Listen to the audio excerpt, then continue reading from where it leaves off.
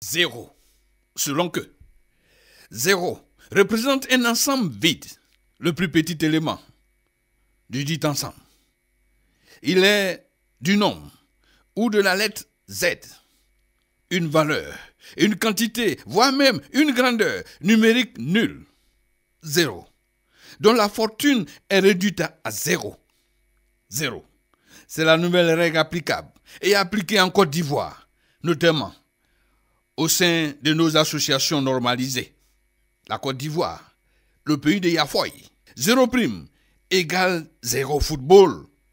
Plus loin, 0 résultat à l'Africa. Apparemment, le compteur est mis à 0. Il y a instauré le système 0 prime. Un match gagné est égal à 0 prime. De 0. L'équipe dépouillée de 12 de ses joueurs, ceux-là même qui ont veillé sur la Maison Rouge. L'on a atteint le 0 résultat, le 0 point. Hier, en face, on a retrouvé un adversaire, un Stade d'Abidjan faisant preuve d'une stabilité extraordinaire. Son sérieux, avec un entraîneur tout aussi sérieux et appliqué, Israël, a montré une copie plus lisible que celle de Guaméné Alain. En face, les dirigeants de ce club bleu ou rouge, dont le chef de file n'est autre que M. Sidibé, ont promis 75 000 francs à chacun des joueurs en cas de succès.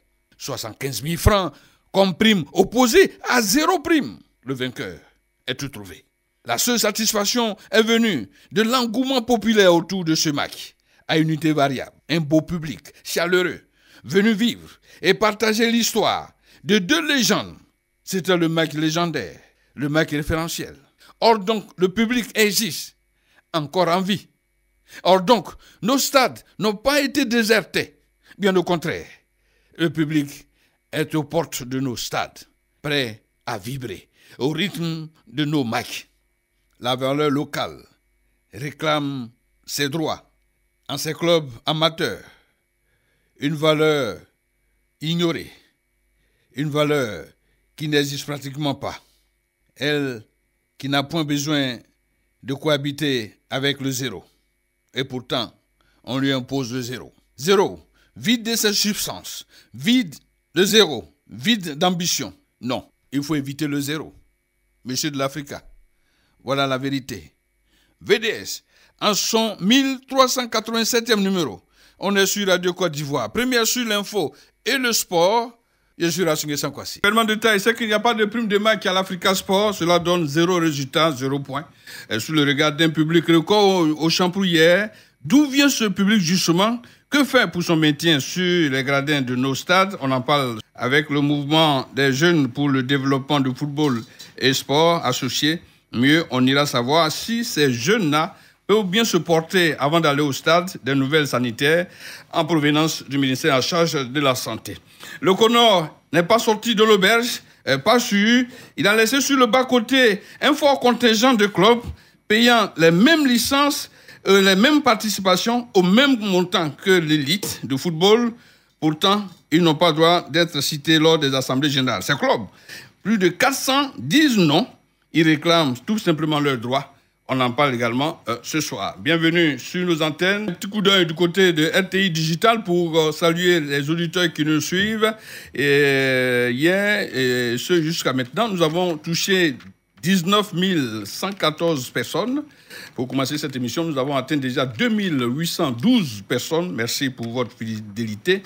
Ils sont nombreux ceux qui se sont adressés à nous pour parler de ce football ivoirien, le football local, qui draine du monde.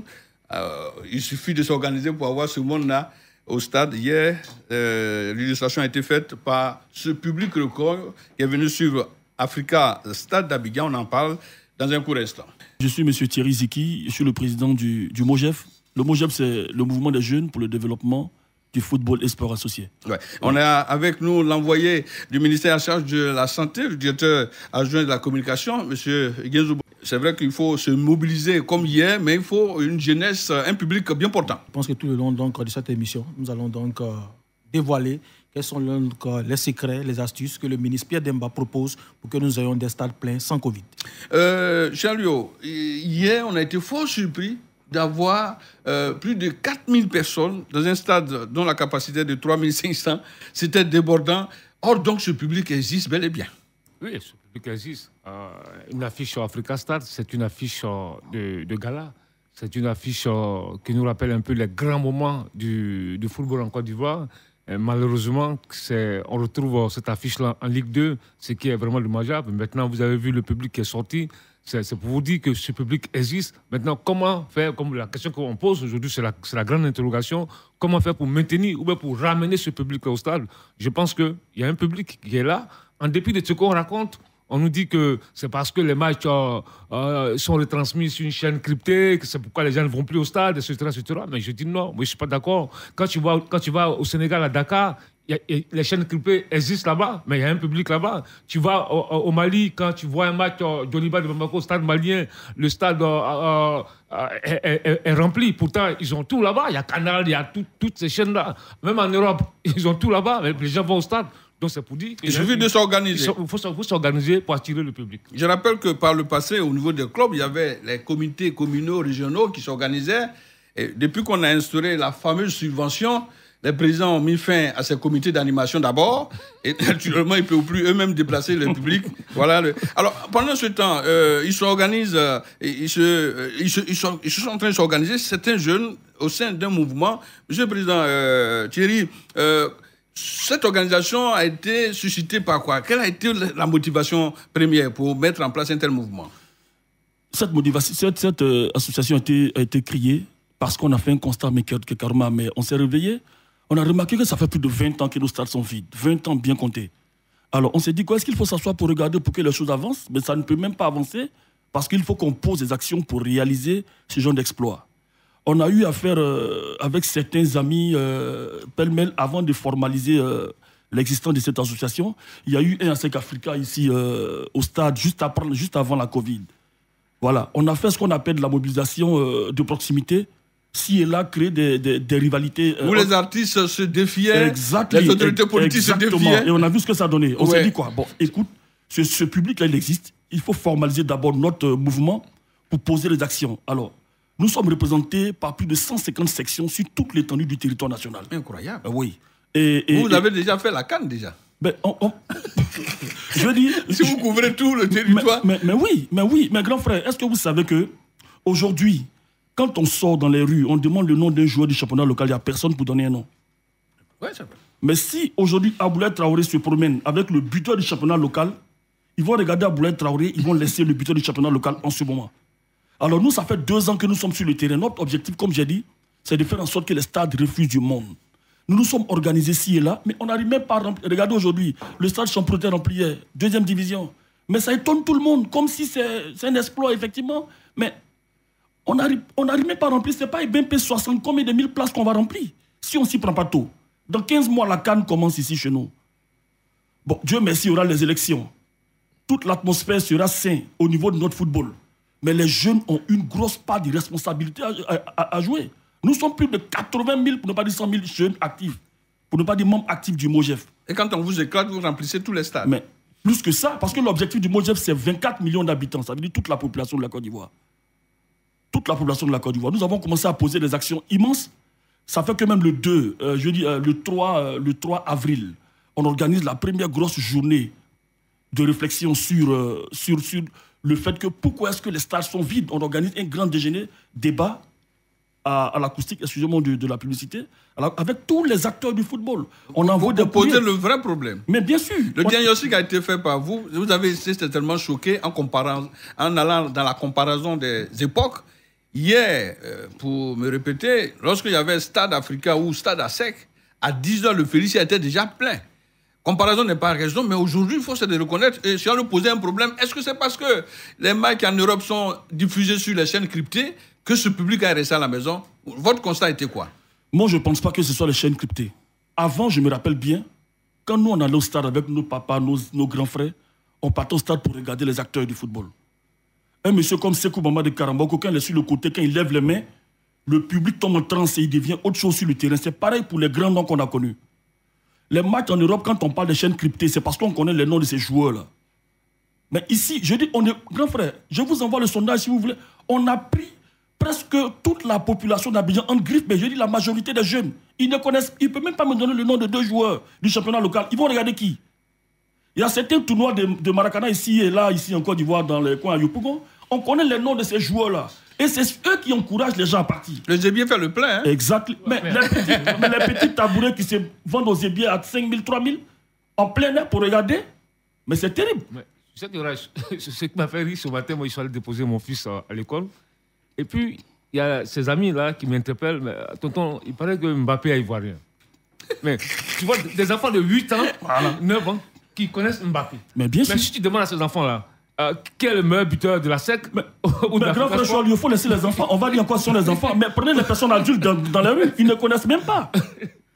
J'ai dit à l'une des émissions de télé où on m'a reçu, mon fils, il ne connaît pas le nom d'un joueur d'ici, mais il connaît le nom du cuisinier de Paris Saint-Germain. Mais c'est extraordinaire. Regardez, est-ce que ça, on a besoin de faire un miracle? Regardez ce qui s'est passé. Ok. Alors, l'autre constat, c'est que le mouvement existe, mais il faut une grosse communication autour.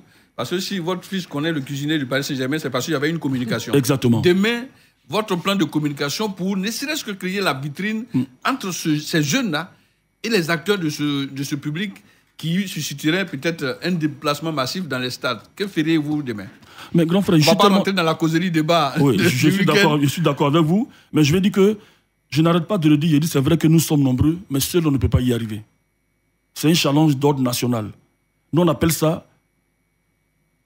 Aujourd'hui, il faut que vous, les journalistes, les aînés, vous qui connaissez l'histoire du football, des journalistes de grands noms, poussez. Parce que comme j'ai dit, quand ça va réussir demain, ce n'est pas M. Ziki que je suis. C'est toute la Côte d'Ivoire, avec tout ce qui est développement de l'économie sportive autour. Alors, on a besoin de tout le monde. Il faut que vous, les aînés, vous les dévanciers, vous poussez. C'est une grosse communication. Nous, on fait ce qu'on peut. Et puis, il faut rappeler que c'est sous fonds propres. On a rencontré toutes les autorités, le ministre des Sports, on a rencontré M. Amicha Albert François, on a rencontré l'association des coachs de Côte d'Ivoire avec à la tête M. Kayou Laï, on a rencontré l'AFI, on a rencontré toutes les personnes qui sont dans le football pour leur dire que voilà ce que nous sommes en train de faire. Il faut nous pousser, il faut nous aider, il faut faire ensemble, qu'on se mette ensemble pour y arriver. Mais c'est pour ça qu'on organise ce déjeuner débat de l'autre côté. Je rappelle que ce qui m'a épaté, c'est cet acharnement, cet engouement qui vous habite. Et vous avez créé déjà des échantillons, des maillots, des grandes villes, à Bengourou, Boaké, à Bengourou, à Gagnoua et bien d'autres. Ça aussi, ça peut permettre aux résidents d'aller vers ces maillots-là et de dire, écoutez, je suis de ce mouvement, mais je porte au moins le maillot, l'équipe Fanion de ma région. Pourquoi pas? Mais exactement, ce qu'on fait, c'est dans tous les sens. Aller au stade demande beaucoup de choses. Il faut être un fanatique du football, ou bien il faut aimer sa région, ou bien il faut aimer les couleurs de son club. Le mec qui n'aime pas le football en griffe, mais qui sait que sa région a une équipe qui est représentée dans le championnat, et qu'il porte un maillot avec le nom de sa région, il y a le facteur patriotique déjà dans un premier temps, qui fait que le monsieur est obligé d'y aller parce que c'est tout le monde qui va. C'est pas mal de choses que nous sommes en train de créer. J'aurais aimé faire un exposé, une bonne démonstration sur PowerPoint pour faire comprendre aux gens que nous sommes forts dedans. Une telle trouvaille touchant l'équipe nationale, là, ça va être très débordant. Vraiment. Vous voulez ajouter quelque chose avant de partir du côté de... Oui, moi je pense que j'ai quand même des recettes. D'accord. Oui, des recettes. D'accord. C'est des propositions. Parce qu'on dit qu'on critique, on ne propose jamais rien. D'accord. Docteur Chariot? Il faut proposer. Aujourd'hui, on va voir. Oui, bien sûr. Oui, donc moi je pense que d'abord, une première mesure, c'est de permettre aux jeunes des centres de formation l'accès, pas gratuit, mais avec la carte du joueur. Parce qu'il y a des centres, des jeunes de centres de formation, des centres de formation affiliés à la fédération. C'est ça. Permettre à ces jeunes-là de centres de formation, avec leur carte, de payer un double tarif. C'est ça. Ça va permettre, parce que le football, c'est pour les jeunes, quoi qu'on dise. Ce n'est pas un vieux de 75 ans ou de 70 ans qui va au stade, c'est la jeunesse qui va au stade. Exact. Donc déjà, amener ces jeunes-là, ces jeunes footballeurs de 13 ans, 14 ans, 15 ans, l'amour du football local. Ouais. Deuxièmement, les élèves, comme par le passé. Demi-tarif pour les élèves. Demi-tarif pour les corps habillés, comme par le passé. Mais pourquoi pas revenir à ces fondamentaux-là? Voilà, moi je pense que... Et puis pour ajouter une braise à sa pipe, pourquoi ne pas revenir au championnat de jeunes en arrivée de rideau? Absolument. À 14h, 15h, on joue un match de jeunes. Ça peut permettre à ces jeunes-là de pousser le spectacle et d'aller au niveau de l'élite. Ne partez pas. Absolument. Un bon public comme ça qui est préparé par le mouvement, notamment pour notre championnat, pour la CAN qui arrive, M. Guézou, Que ferait le ministère en charge de la Santé pour montrer au monde entier que la jeunesse ivoirienne se porte bien? Alors, le ministère de la Santé et des jeunes publics voudrait d'abord remercier cette émission. Merci à M. Ziki pour déjà son exposé. Ziki. M. Ziki, je disais, pour votre exposé. Alors, le ministre, quand nous on entend ça, nous, ministère de la Santé, nous, je ne dirais pas du pain béni, parce que c'est une maladie, d'abord la Covid-19 qui a traversé le monde. Et nous voulons ce public-là, que ce public soit sain. Alors, nous ne pouvons pas donc permettre à des populations de se réunir en grand nombre si l'atmosphère sanitaire n'est pas sécurisée.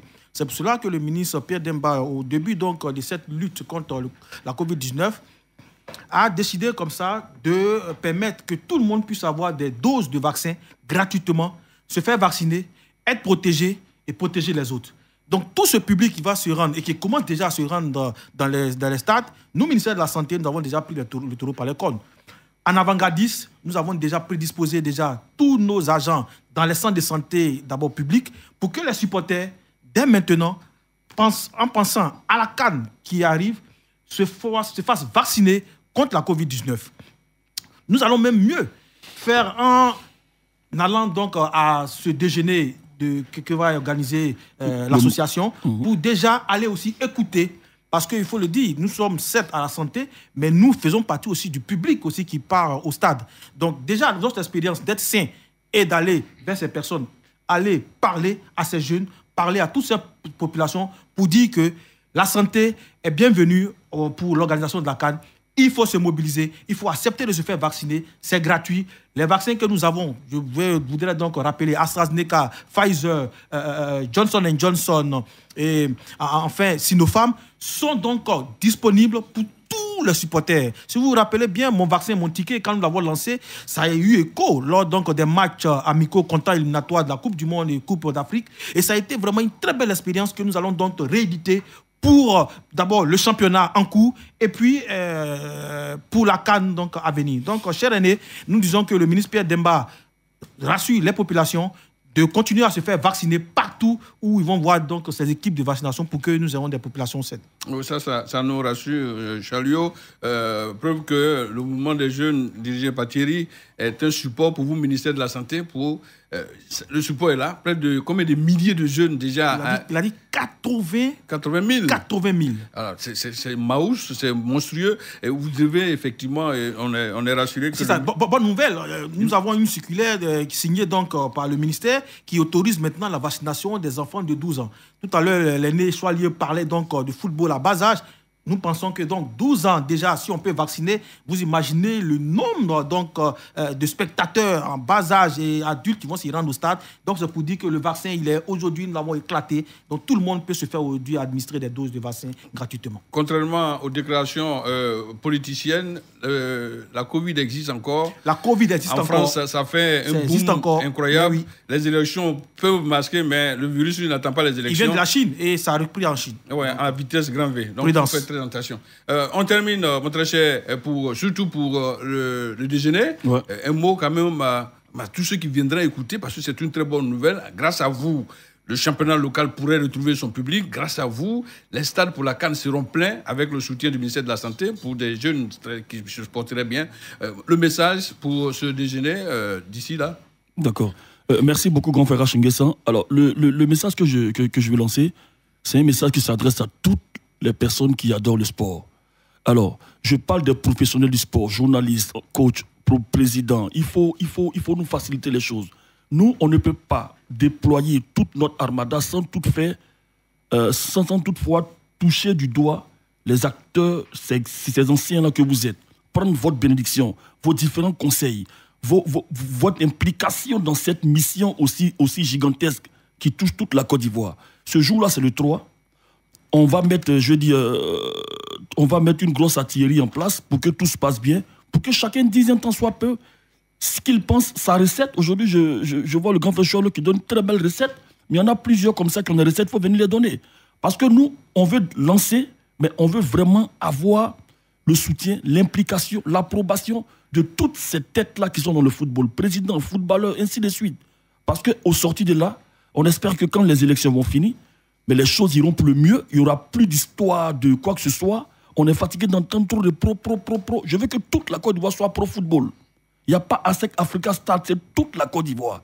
Parce que l'objectif, c'est de faire en sorte que ces stades-là se remplissent. Regardez ce qui s'est passé hier. Imaginez-vous si cela se réitère à plusieurs reprises, mais c'est les sponsors qui vont courir. C'est les sponsors qui vont courir quand les sponsors courent. C'est les clubs qui tireront profit. Bien sûr, c'est les joueurs qui seront heureux. Et puis, on espère que ce défi qu'on se lance là va arriver. On veut voir un joueur du championnat local offrir une maison à sa mère. Pour la première fois de l'histoire de la Côte d'Ivoire. Et on espère qu'on croit, je dis, que ça peut arriver parce que nous sommes à fond. Pour que ces jeunes offrent des maisons, il ne faut pas faire comme l'Africa Sport qui ne paye pas de prime de victoire aux joueurs. Hein. Ah bon, ça c'est... Conséquences, ils ont perdu hier. On termine là-dessus. Oui, mais là, tu vois que ce mouvement est intéressant. Tu sais pourquoi? Parce que je me projette déjà sur la Coupe d'Afrique des Nations. À part les matchs des éléphants. Parce qu'on l'a vu. OK, en 2019, on était tous présents là-bas. Quand les Pharaons jouent, le stade est plein. Quand ils ne jouent pas, c'est vide. On l'a vu au Cameroun, c'était la même chose. Mais la Côte d'Ivoire doit relever ce défi-là. Exactement. Que la Côte d'Ivoire joue ou pas, le terrain doit être plein. Un dernier message de la part du ministère, venant du ministère. Sensibilisation en 30 secondes. Sensibilisation en 30 secondes. Alors, bientôt au Pakinou, le ministre Pierre Demba invite donc toutes les populations qui vont se déplacer dans le pays. Ah oui, il faut se faire vacciner. Il ne faut pas se déplacer comme ça. Il faut se faire vacciner avant des parties. Et nous avons une grande campagne du 25 mars au 3 avril prochain. Donc, il faut se faire vacciner. Voilà, c'est le message du ministère. Merci beaucoup. Merci Thierry. Merci M. Guinzou. Merci. Donc, dans un court instant, on va recevoir l'Union des clubs amateurs qui se plaignent, qui réclament leurs droits. Le Kono n'est pas sorti de l'auberge. Il peut encore avoir des rifufis. Ce n'est pas une affaire d'article 47, mais il n'y a plus que ça. Ils doivent avoir le droit de vote. Ils doivent participer aux assemblées générales. Ils payent les mêmes licences que la SEC et l'Africa. On ne doit pas les mettre sur le bas-côté. Dans un court instant, notre débat sur les clubs amateurs. L'Union des clubs de football amateurs de Côte d'Ivoire, l'US FACI. Marco Toubini, bonsoir. Bonsoir, doyen. Vous êtes le 4e vice-président en charge de la communication. Meïté Mamadou, juriste chargé de l'organisation au sein de cette union. Bonsoir. Bonsoir. Et je rappelle qu'il y a le président Dadier qui est avec nous, le président Bia Lamine est avec nous, le président Zoupol est avec nous également, Roger Fernandez Gaga est avec nous, et puis Kofi Emerson, tout ce beau monde pour venir revendiquer quelque chose. Messieurs, on nous dit comme ça que vos droits ont été bafoués, laissés de côté. Je m'adresse aux juristes d'abord. Pourquoi dites-vous cela? Pourquoi est-ce que réclamez-vous aujourd'hui un droit? Lequel des droits? Roche, je ne vous apprends rien. Quand on a un droit, il faut l'exercer. C'est aussi clair que ça. Oui. Ici, en Côte d'Ivoire, je pense qu'il y a 2 catégories dans le football. Il y a les amateurs et il y a les professionnels. Allez-y. Les amateurs et les professionnels. Chaque groupe obéit à la même règle. Chaque groupe a la même procédure pour être membre affilié à la Fédération ivoirienne de football. Pas plus. Nous remplissons les mêmes conditions jusqu'au journal officiel. Et je vous apprends même que nous, qui sommes des clubs amateurs, la rigueur à notre niveau a été vraiment très grande. Parce que les clubs de première division que nous connaissons maintenant, peut-être au moment où ils accédaient au championnat national, les conditions n'étaient pas aussi corsées. Mais nous, en tant qu'amateurs, maintenant, là, c'est un parcours du combattant pour arriver au journal officiel. À partir de cet instant, nous avons tous les droits que tous les autres clubs. Mais malheureusement, il se trouve que à l'Assemblée générale, on n'est pas invité. On n'a pas le droit de vote. Vous l'avez dit tout à l'heure dans votre introduction. On est près de 400. On paye les mêmes droits que les clubs de première division et de deuxième division, c'est-à-dire les droits de participation au championnat pour avoir toutes ces qualités de membres affiliés, comme eux. On paye les mêmes licences de football. Le droit de participation, c'est combien déjà? 50 000. 50 000. Multiplié par 400, vous faites... Et les licences, une licence, vous voyez la bagatelle. Une licence, c'est combien? Une licence, c'est à 1000 francs. C'est-à-dire même qu'au plan financier, nous apportons plus que les clubs de première et deuxième division. Mais malheureusement, nous n'avons pas le droit de vote. Et pourtant, les textes de la FIFA sont clairs là-dessus.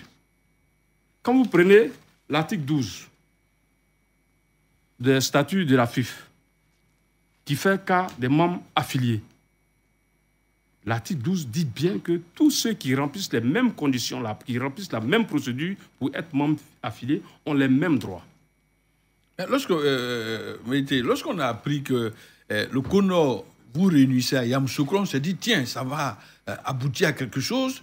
Mais à l'analyse, la montagne n'a accouché qu'une souris. Qu'est-ce qui s'est passé? Bon, ici, effectivement, le professeur Bléou, que je respecte d'ailleurs, qui fut un de mes professeurs, a essayé de nous rencontrer pour comprendre. En réalité, les gens ne savaient pas tout cela, qu'il y a des clubs amateurs. Tout le monde se limitait aux clubs de première division et de deuxième division. C'est ça que tout le monde connaît. Et de troisième division à la rigueur. Mais le professeur Martin Bléou a essayé de voir quelque chose pour savoir qu'est-ce que c'est que les amateurs. Mais sa surprise a été grande. M. Rach, il s'est rendu compte que ce ne sont que les clubs qui sont amateurs, mais les dirigeants sont les mêmes dirigeants que ceux de la première et deuxième division. Il y a des chefs d'entreprise, il y a des médecins, il y a des maires, il y a des députés, tout le monde. À partir de cet instant, il dit, mais attends, et puis le nombre, nous sommes près de 400. Quand il a vu tout ça, il dit, mais attends, peut-être que nous, on se focalisait sur le vocable amateur, mais en réalité, c'est quelque chose de très important. Ouais. À partir de cet instant, quand nous sommes quittés à Yamoussoukro, il a remis dans le texte, disons dans les statuts, tout ce que nous avons revendiqué. Il dit non, c'est un groupe important. Mais ils nous ont octroyé une voix par ligue régionale. Vous avez combien de ligues? 12 ligues. Donc ça fait 12 Donc ça fait 12 voix pour les clubs de district et 12 voix pour les clubs des régionaux. Ce qui répondait à vos attentes. Nos attentes. Ok. Et qu'est-ce qui s'est passé à l'Assemblée? Quand on va à un combat, il ne faut pas tout... On va tout réclamer. Voilà, il ne faut pas tout réclamer. Alors, qu'est-ce qui s'est passé entre-temps de Yamoussoukro maintenant à l'Assemblée? Voilà, maintenant, à partir de là, ils ont sorti la nouvelle mouture des statuts. Nous avons lu, c'était bien écrit dedans, noir sur blanc. Mais à l'Assemblée du 26 février, les clubs, les 81, ont tout rejeté en bloc. Incroyable. Incroyable. Ils ont tout rejeté en bloc. Dis, mais qu'est-ce qui se passe? Comme si vous venez arracher leur pain. Voilà, je ne sais pas quelle est la raison. Heureusement qu'il n'y a pas de catégorisation maintenant. Maintenant, allez-y. Voilà, les dispositions disaient même que ces élections, c'est vrai, nous sommes électeurs avec une voix par région, mais ces élections, ça aura effet pour les prochaines élections. Pas pour cette année. Pas pour cette élection. On était d'accord pour tout ça. Oui. Mais tu vois, ce qui est gravissime dans ce qu'il raconte, c'est que c'est le même gars qui parle de souveraineté de la FIFA et qui prend des exemples. Non, au Burkina, on fait ça. Au Mali, on fait ça. Au Sénégal, on fait ça. Mais au Burkina, au Mali, au Ghana, partout, le football amateur vote. Le football amateur vote. Tu vas en France, le football amateur vote. Partout, le football amateur vote. Mais chez nous, ce n'est pas le cas. Pourtant, c'est les mêmes gars qui prennent des exemples sur le Burkina, sur le Ghana, sur la Somalie et autres. Vous voyez le paradoxe. Parce que les gens, des gens qui ne veulent pas qu'on ouvre le jeu démocratique, qui veulent s'agripper là, maintenant, ils ont pour le football ivoirien en otage. Comme si c'était propriétaire privilégié. Marco Troupini, vous êtes responsable de la communication. Cela fait tic dans la tête des uns et des autres, surtout des joueurs qui sont issus de vos clubs amateurs. Vous n'avez pas de droit, mais pourtant on vous exige tout. Vous payez les mêmes droits de participation, les mêmes licences, et puis bon, même quand la normalisation était de vous mettre en selle, on vous tape encore là-dessus pour que vous plongiez et restez dans votre léthargie. Vous l'expliquez comment et que faire à la suite de BIT, que faire pour que ce droit-là soit rétabli? Moi, je ne vais pas caresser les gens dans le sens du poil, comme vient de le faire le président Meïté, dans sa qualité de juriste. Je le remercie d'ailleurs d'avoir bien résumé le problème sur le plan du droit. Mais le problème est beaucoup plus profond. On assiste là à, si je peux me permettre, la mort du football amateur. Est-ce que vous savez que cela fait 3 ans, 3 saisons consécutives, que aucun championnat n'est organisé pour les clubs de régional? Pour certains en district, ça fait cela plus de 5 ans. Vous avez parlé tout à l'heure des licences à 1000 francs. Chaque année, même quand nous ne jouons pas des championnats, nous payons nos droits d'engagement à hauteur de 50 000. Et nous payons les 1000 francs pour les licences pour chacun de nos joueurs. Et contrairement à certains clubs de première division, deuxième et troisième division, la grande majorité des clubs amateurs ne sont pas seulement des clubs, sont aussi des centres de formation dont nous avons plusieurs catégories. Donc, on a au sein de nos différents clubs des centaines de jeunes. Et ces jeunes-là, on les entretient. On les éloigne de la rue, de la drogue, des vices. Ils ont mis un espoir, ils ont reposé leur espoir sur nos épaules. Voilà, on essaie de les encadrer. Tout ça pour pouvoir les permettre de s'exprimer. Parce que eux tous, ces jeunes-là, rêvent d'un avenir meilleur. On les interdit cet avenir meilleur-là. Donc, qu'est-ce qui va se passer? Il y a des jeunes qui vont fuir. Ils vont peut-être diminuer leur âge parce que le temps passe. Imaginez un joueur qui a débuté avec moi il y a 3 ans de cela, avec la promesse de jouer un championnat. 3 ans après, il est toujours au boxe. Il ne joue pas. Ce n'est pas normal. Ben, il va commencer à déserter les entraînements. Il va déserter l'équipe. Il va rentrer, je ne sais pas où, en brousse pour diminuer son âge, pour tenter sa chance maintenant dans un club professionnel. Marco, oui. pour être précis, lorsque vous payez le droit d'organisation, de participation, les licences, vous êtes aujourd'hui en union. Oui. Après avoir payé les licences, ne pouvez pas vous-même organiser votre championnat. Bon, lui, c'est facile à... Sous l'égide de la fédération, bien sûr. Organisez-vous, puisque vous êtes déjà en union. C'est vrai que demain, vous serez membre actif, ça c'est forcé, puisque la démarche est lancée. Vous allez solliciter encore le CONOR pour vous insérer. Pourquoi pas saisir la FIFA pour dire qu'on vous a oublié. Mais pendant ce temps, en attendant, on fait quoi? Vous posez un problème réel. Les jeunes ne jouent pas. Ils seront obligés d'aller se retourner vers les vices pour leur destruction. Alors, l'Union ne peut pas organiser, ne serait-ce que des championnats éclatés en région ou au moins rester en activité. Est-ce que ce n'est pas possible? C'est très possible, c'est ce que nous faisons d'ailleurs. Ah bon? Ben oui, bien sûr. On a des championnats. L'année passée, dans ma région, j'ai organisé un championnat, la Kesho Super League. Je sais que d'autres présidents dans les différentes communes, dans les différentes régions s'organisent pour jouer des tournois. On s'organise pour jouer des matchs amicaux entre nous, les présidents. Voilà. On essaie d'animer nos activités pour ne pas que ces enfants-là puissent rester sans rien faire. Le gros du problème, c'est un matin d'être reconnu aussi, d'être membre actif. C'est votre combat. Mais nous sommes des membres actifs. Vous n'êtes pas membre actif. Si vous ne prenez pas part aux décisions, vous n'êtes pas actif. Mais ça, c'est pas notre faute. Non, c'est de l'escroquerie. Vous ne pensez pas. Vous donnez de l'argent à quelqu'un qui ne vous organise pas. Vous n'êtes pas actif. La preuve, vous ne participez pas au... On vous a flatté avec un mot, membre actif. Ça veut dire quoi, membre actif? Membre actif, c'est celui qui, en payant ses droits, participe à la défense de ces droits-là. Vous ne pouvez même pas défendre vos droits. Vous n'êtes pas actif. Il y a une volonté de nous nuire. Voilà. Je ne sais pas pourquoi.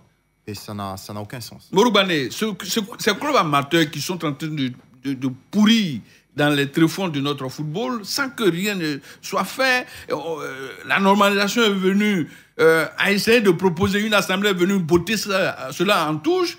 Mais quand est-ce que ce club, qui est un peu notre socle, qui est un peu notre pépinière, ces clubs amateurs sortiront-ils de cette léthargie-là?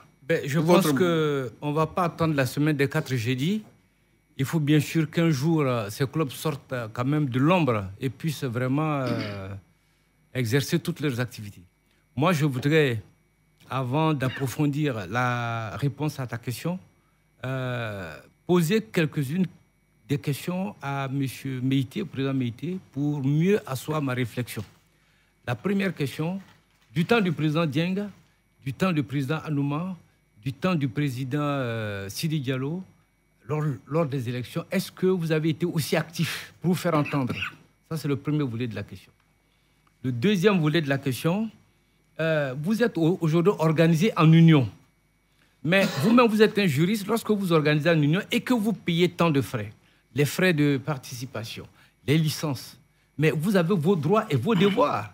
Est-ce qu'à le moment où vous payez, vous avez cherché à savoir quels sont vos droits, quels sont vos devoirs? Avant de payer. Surtout en matière d'élection aujourd'hui du président de la FIFA. Donc, comment vous situez tout ce dysfonctionnement, d'où c'est parti, pour qu'on puisse avoir une claire idée? Parce qu'à expliquer aujourd'hui comme ça, on a cette impression que c'est un groupe qui veut vous ostraciser. Est-ce que vous voyez? Mais il faut expliquer, il faut faire la genèse. Je n'étais pas là au début, mais je pense qu'en le faisant, ça va mieux nous permettre de comprendre et puis de ne pas accuser Pierre ou Paul et savoir que le prochain comité exécutif va vous donner plein pouvoir pour exercer dans les règles de l'art. Pour compléter, celui qui est accusé ici, je pense, ce sont les mêmes clubs amateurs eux-mêmes qui s'accusent. Ils n'accusent personne. Ils se défendent bec et ongle pour venir un peu au soleil. Répondez à sa préoccupation. Pourquoi tout ce laxisme-là, et c'est maintenant vous sortez le bout du nez? Bon, il faut dire que le problème des amateurs n'a pas de tout temps existé. C'est un phénomène qui a commencé à partir de Jacques Anouma. Un peu Jacques Anouma. Et puis, après, bon, vous savez, au début, les choses ne prennent pas. Au fur et à mesure, le nombre de clubs amateurs a commencé à s'agrandir. Est-ce que vous comprenez? Mais maintenant, là, on est devenu beaucoup plus nombreux. Ça fait que des réflexions ont commencé à se faire. Si vous voyez. Avec le nombre, on s'est dit, mais attends, quand nous regardons les textes, et pourtant les textes nous prévoient comme étant des membres affiliés, au même titre que tous les autres. Pourquoi on ne vote pas? C'est prévu. Pourquoi on ne vote pas? Pourquoi on ne fait pas ça? Vous savez, vous n'allez pas...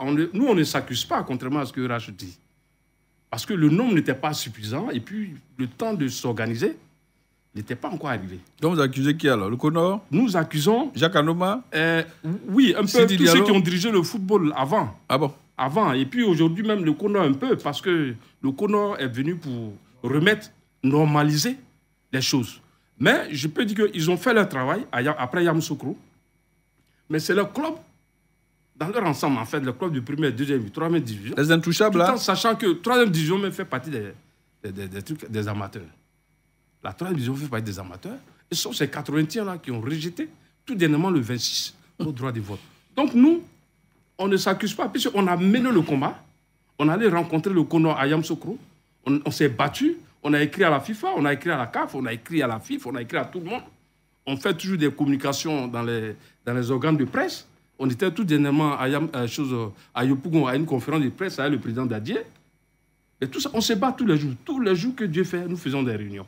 Mais comprenez que quand un phénomène commence au début, ce n'est pas la grande action.